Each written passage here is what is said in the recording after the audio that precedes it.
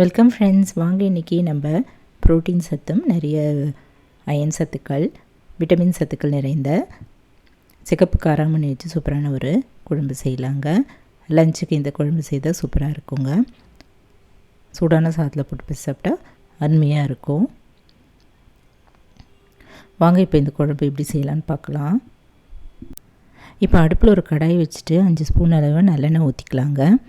இதில் ஒரு அரை டீஸ்பூன் அளவு கடுகு, வெந்தயம் ஒரு 1/4 டீஸ்பூன் அளவு போட்டுட்டு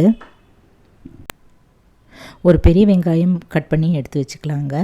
தக்காளி 1 அரிஞ்சு வச்சுக்கலாம். இதில் நம்ம வெங்காயம் போட்டுக்கலாங்க. ஒரு 2 பூண்டு பல்லும் நசுக்கி போட்டுடலாம். கூடவே தக்காளி, கருவேப்பிலை இதெல்லாம் போட்டுட்டு நல்லா வதக்கிக்கலாம்.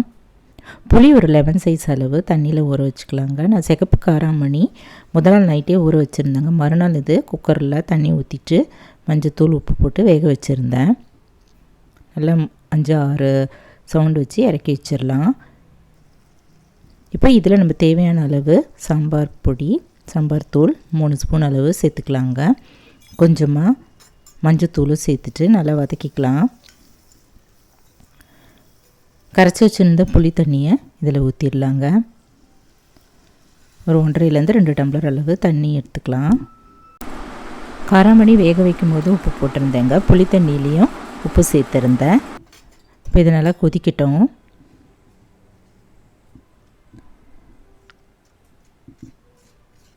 மூடி வச்சிடலாங்க. நல்லா கொதிச்சது இந்த காராமணி வேக வச்சுருந்ததை இதில் அப்படியே போட்டுடலாங்க. போட்டு இதுவும் நல்ல ஒரு கொதி வந்ததும் நம்ம இதுக்கு தேங்காய் கொஞ்சம் அரைச்சி ஊற்றிடலாம்.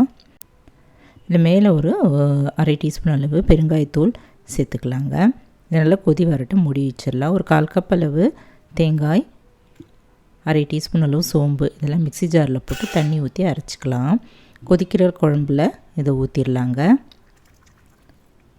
நல்லா கலந்துட்டு உப்பு பத்தலைன்னா இதுக்கு பார்த்துட்டு போட்டுக்கலாம். மீடியம் ஃப்ளேமில் வச்சுட்டு ஒரு 5-6 நிமிஷம் வரைக்கும் நல்லா கொதிக்கட்டும். கொதித்ததும் நம்ம இறக்கிடலாங்க. சூப்பர் டேஸ்டான சிகப்பு காராமணி குழம்பு தயாராகிடுச்சு. இதில் அயன் சத்துக்களும் நிறைய அடங்கியிருக்கு. அதனால் இது நம்ம உணவில் அடிக்கடி சேர்த்துக்கலாங்க.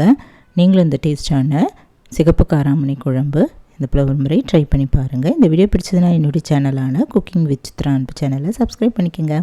தேங்க்ஸ் ஃபார் வாட்சிங். நம்ம அடுத்த வீடியோவில் பார்க்கலாம். நன்றி, வணக்கம்.